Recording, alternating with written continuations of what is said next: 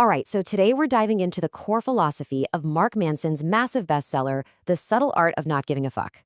This is the book that's all about brutal honesty, not those fluffy feel-good platitudes. So let's get right into it. You ever get tired of hearing people say, just visualize your dream life or hustle harder? And you try, but all that positivity just feels kind of empty, especially when life gets tough? Well, you are definitely not alone. And this book has a pretty interesting answer for that. And this right here, this really nails the difference. On one side, you've got the typical advice, this relentless positivity machine. But on the other, you have Manson's approach, which is kind of radical.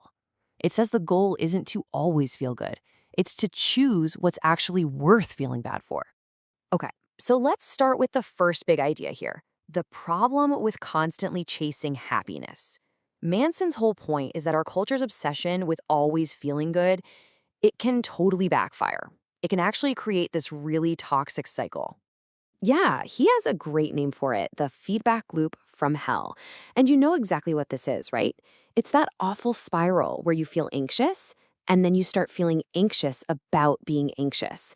You feel bad, and then you feel guilty for feeling bad. It's this whole second layer of suffering. And Manson says the first, most important step is just to stop. Accept that those negative feelings, they're totally normal. So, okay, if chasing happiness is the problem, then what's the solution? What's the alternative? And that brings us right to the core idea of the whole book. It's not about not caring about anything. It's about being super intentional, super picky about what you choose to give your energy to. And this quote, man, this really gets to the heart of it. He's saying your real power isn't in how positive you are, it's in being selective with your focus. It forces you to ask yourself all the time, is this thing really worth my energy? A great way to think about this is like a budget, but for your emotional energy. Let's call it your daily care budget. And if we're honest, this chart is probably how a lot of us spend it. So much of it gets wasted on trivial worries, whatever drama is happening on social media, what other people think of us. And look what's left.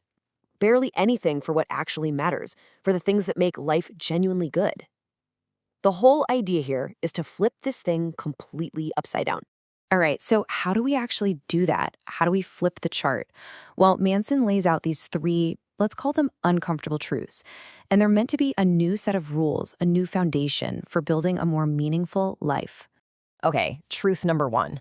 This one can be a little tough to swallow at first. It's, you are not special.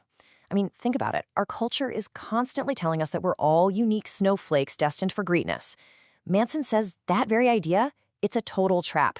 Because when you're always chasing exceptional, a normal, good, everyday life starts to feel like a failure. And he argues that real freedom, like genuine freedom, comes from just letting go of that insane pressure. So the big takeaway here is pretty simple. It's okay to be average. Actually, not just okay. Embracing an ordinary life is where you can find something real and sustainable. You get to drop that crushing weight of needing to be spectacular all the time. All right, moving on to the second big truth. This one builds on the last one, and it draws this really, really important line between blame and personal power. Look, there are so many things that happen in life that are absolutely not your fault. You know, how you were raised, a crummy economy, some random tragedy. But, and this is the key, you are always 100% responsible for how you choose to respond to those things. This has nothing to do with blame. It's all about taking your power back. And this table breaks it down really well. The difference is simple, but it's also incredibly profound. See, fault is all about the past. It's about blame, and it keeps you stuck in victim mode. But responsibility, that's a choice you make right now, in the present. And that choice is what gives you control, what gives you agency over your own future. And that brings us to the third and final truth. And honestly, this one might be the most profound of all. It's the one that just puts everything into sharp focus. Now, this isn't supposed to be dark or morbid. The idea is that facing the reality that you're going to die is maybe the most powerful tool you have for figuring out what you actually value. It's like the ultimate filter. It just cuts through all the noise, all the nonsense, and shows you what's truly important. So what does this look like in real life? The practical takeaway is this. When you keep in mind that your time is limited, all the small stuff starts to just melt away. You know, the petty grudges, the pointless anxieties, the constant need for everyone to like you.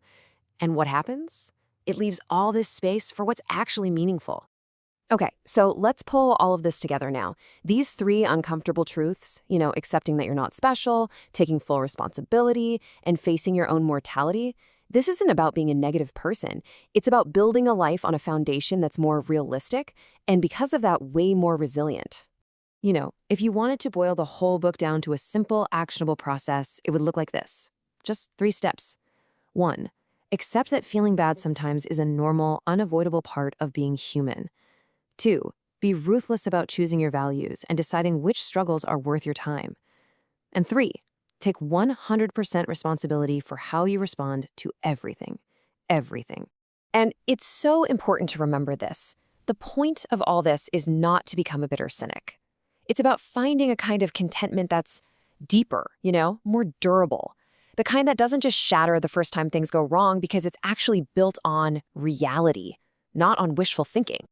So all of this leaves us with one last really powerful question to think about for ourselves.